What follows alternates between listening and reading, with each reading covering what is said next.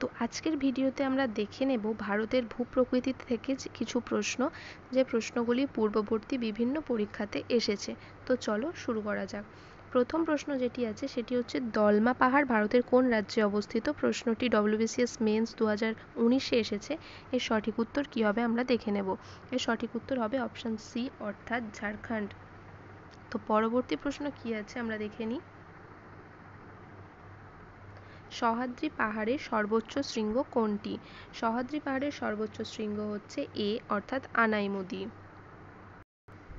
তো এর পরের প্রশ্ন যেটি আছে সেটি হলো, মেঘালয় মালভূমির সর্বোচ্চ শৃঙ্গ কোনটি? মেঘালয় মালভূমির সর্বোচ্চ শৃঙ্গ কোনটি আমরা দেখে নিই। সেটি হলো অপশন বি, অর্থাৎ শিলং। তো এর পরের প্রশ্ন যেটি আছে, ভারতের প্রাচীনতম ক্ষয়জাত পর্বত হলো, ভারতের প্রাচীনতম ক্ষয়জাত পর্বত কোনটি? উত্তর হলো সি, অর্থাৎ আরাবল্লী। পরবর্তী প্রশ্ন,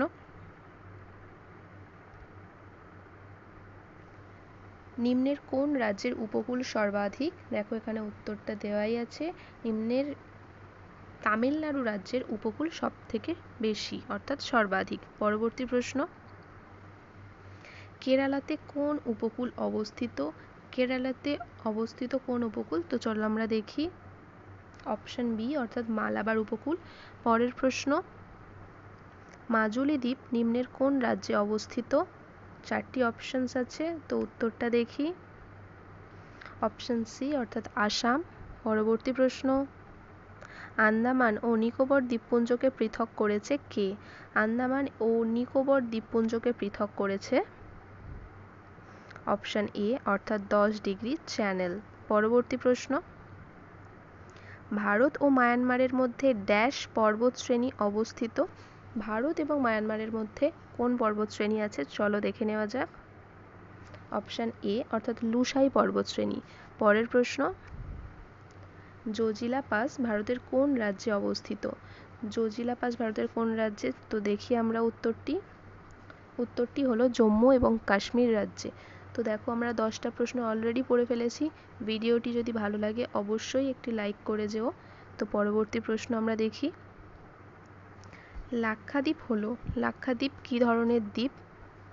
সঠিক উত্তর হলো প্রবাল দ্বীপ। পরবর্তী প্রশ্ন, গুরু শিখর কোন পর্বত শ্রেণীর সর্বোচ্চ শৃঙ্গ? উত্তরটি হলো অপশন ডি, অর্থাৎ আরাবল্লী। পরবর্তী প্রশ্ন, ভারতের শীতল মরুভূমি কোনটি? শীতল মরুভূমি হলো অপশন ডি, অর্থাৎ লাদাখ। পরবর্তী প্রশ্ন, দক্ষিণ ভারতের সর্বোচ্চ শৃঙ্গ কোনটি? WBCS মেইন 2016 প্রশ্নটি এসেছে। সঠিক উত্তর হলো অপশন ডি, অর্থাৎ আনাইমুদি। পরের প্রশ্ন, আন্দামান দ্বীপপুঞ্জের সর্বোচ্চ শৃঙ্গ কোনটি? উত্তরটি দেখে নিই। অপশন এ, অর্থাৎ স্যাডেল শৃঙ্গ। পরবর্তী, অর্থাৎ 16 দাগের প্রশ্ন, পূর্বঘাট ও পশ্চিমঘাট নিম্নের কোথায় মিলিত হয়েছে? তো আমরা সঠিক উত্তরটা দেখব। অপশন এ, অর্থাৎ নীলগিরি। পরের প্রশ্ন, জেলেপ্লা গিরিপথ অবস্থিত, জেলেপ্লা গিরিপথ কোথায় অবস্থিত? অপশন ডি, অর্থাৎ সিকিম রাজ্যে। কোনটি ভারতের আগ্নেয় দ্বীপ? নিচের কোনটি ভারতের আগ্নেয় দ্বীপ? তো আমরা দেখি।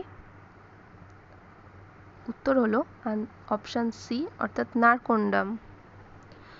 পরের প্রশ্ন, ভারতের একমাত্র সক্রিয় আগ্নেয়গিরি কোনটি? সঠিক উত্তরটি হলো অপশন সি, অর্থাৎ ব্যারন দ্বীপ। পরবর্তী প্রশ্ন, ভারতে অবস্থিত হিমালয়ের সর্বোচ্চ শৃঙ্গ কোনটি? সঠিক উত্তরটি হলো কাঞ্চনজঙ্ঘা। ভারতের কোথায় বিভিন্ন ধরনের প্রবাল পাওয়া যায়? সঠিক উত্তরটি হলো লাক্ষাদ্বীপ। হিমালয় পর্বত হলো, হিমালয় কী ধরনের পর্বত? উত্তরটি হলো অপশন এ, অর্থাৎ নবীন ভঙ্গিল পর্বত। পরের প্রশ্ন, সারামতি কোন পর্বতের সর্বোচ্চ শৃঙ্গ? উত্তরটি হলো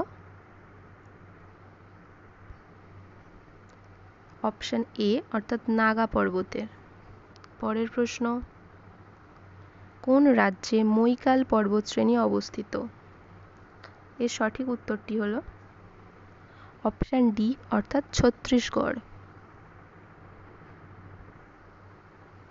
পূর্বঘাট পর্বতমালার সর্বোচ্চ শৃঙ্গ কি? পূর্বঘাট পর্বতমালার সর্বোচ্চ শৃঙ্গ কি আমরা দেখে নিই। অপশন বি অর্থাৎ জিন্দাগাদা। পরের প্রশ্ন, সিয়াচেন হিমবাহ কোন পর্বতশ্রেণীতে অবস্থিত? এর সঠিক উত্তরটি হল অপশন বি অর্থাৎ কারাকোরাম পর্বতশ্রেণীতে অবস্থিত।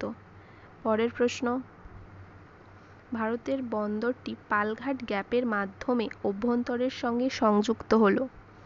কিসের সঙ্গে সংযুক্ত হয়েছে? তো চলো আমরা উত্তরটা দেখি। অপশন বি অর্থাৎ কোচিন। পরবর্তী প্রশ্ন, ইয়েলগিরি ড্যাশ এর একটি শাখা। ইয়েলগিরি কিসের শাখা? তো সঠিক উত্তরটা আমরা দেখি। অপশন সি অর্থাৎ আন্নামালাই। পৃথিবীর বৃহত্তম বদ্বীপ। পৃথিবীর বৃহত্তম বদ্বীপ কোনটি? দেখে নিই উত্তরটি। অপশন এ অর্থাৎ গাঙ্গেয় বদ্বীপ।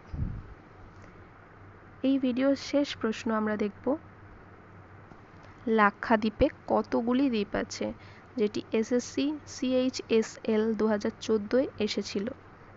সঠিক উত্তরটি হল অপশন সি অর্থাৎ 36টি। তো আজকের মতো ভিডিও এইটুকুই। যদি ভিডিও ভালো লাগে তো অবশ্যই চ্যানেলটাকে সাবস্ক্রাইব করে পাশে থেকো, লাইক করো। পরবর্তী ভিডিও খুব শিগগিরই আসছে।